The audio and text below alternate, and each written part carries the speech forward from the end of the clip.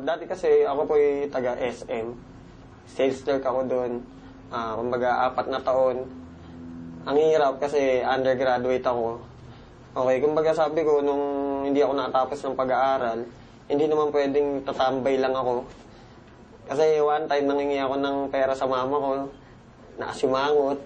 Parang ang hirap na everyday mangingi ka lang ng pera, wala kang source of income.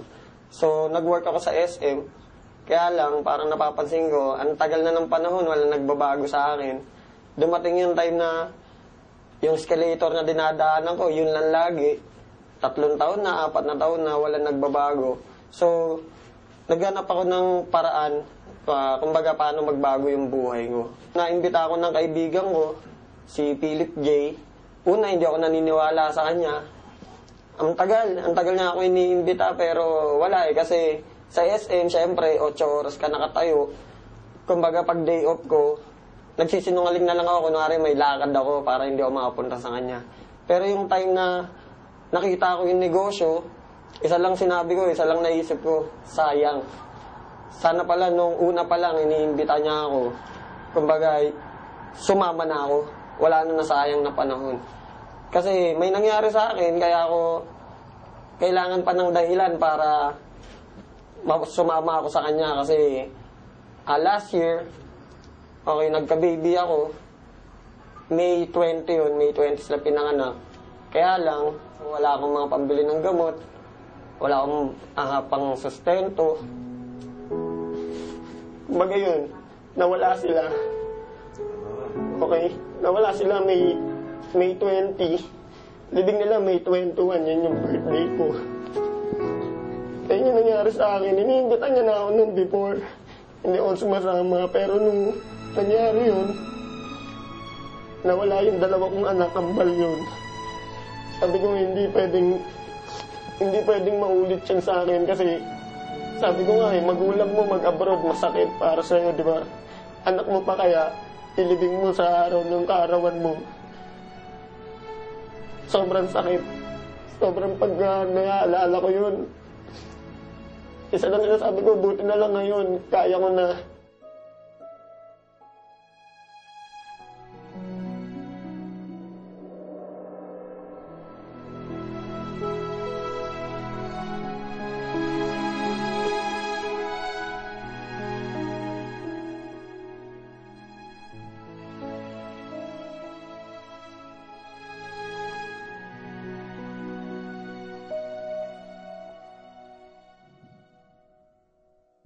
Imagine, pambili nung mga pangangailangan nung kambal ko, hindi ko mabili kasi wala akong pera, wala ako. Kaya ngayon, nandito ako. Sabi ko, hindi na mauulit yun. Kaya ngayon, sumama ako sa V-Mobile para hindi na maulit yung mga dati nangyari sa akin. Alam mo yung walang-wala ka, kinabaho mo, pagsahod mo, bus ka agad, alam mo yun, parang bayad utang lang, trabaho, bayad utang ka, wala nangyayari. Kaya nung dumating yung nangyari sa akin na yun, sobrang sakit. Parang wala akong magawa. Sinabi sa akin ng mga doktor, wala daw pag-asa kasi 16.5 months, pero hindi naman ganun eh. Sinabi lang nila yun para wag ako masaktan.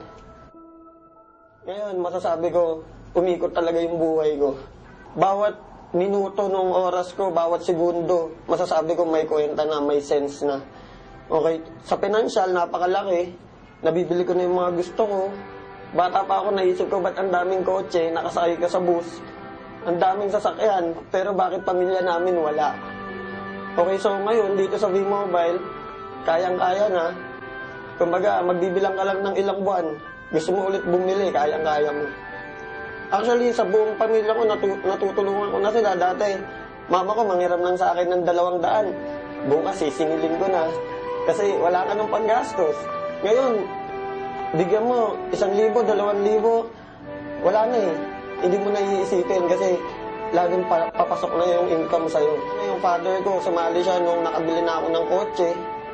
Siyempre, mga tao, pati mga kaibigan ko, nung nakabili na ako ng kotse, doon na sila nagsisalian. Kaya lang, sumali nga sila, pero ang problema, yung time. Sana kung nagsisimula pa lang ako, naniwala na sila sa akin, di sana kasabay ko sila ngayon. Mga tao kasi, mga Pilipino, to see is to believe. Actually, magulang ko, ganun din eh. Nung sinabi ko sa kanila yung negosyo, inintay pa nila na magka-resulta ako. Ayaw pa nga ako pag-resignin ng mama ko sa SM kasi sayang daw yung 13th month. Ma-advise ko lang, magtiwala ka. Kasi yun lang naman ginawa ko. Nagtiwala lang talaga ako. Unang-una kasi pwede mo isipin na imposible. Pwede mo isipin na walang mangyayari sa'yo dito. Pero once na inisip mo yun, talagang wala. Isipin mo lang na kaya mo. Magtiwala ka sa mga taong nakapaligid sa'yo. Ako, sobrang laki ng papasalamat ko sa mga grupong nakapaligid sa akin. Techno Royal, Prestige, Triad, okay sila Martin, Elite. Okay kami dito kahit hindi kami magkakagrupo. Pamilya kami lahat. Nandyan sila, aalalay sila para sa'yo. Sobrang nagpapasalamat po ako sa V-Mobile. Kasi sa totoo lang, nung pag nagdadrive po ako ng kotse, ako lang isa iniisip ko, paano kaya kung wala ako sa V-Mobile?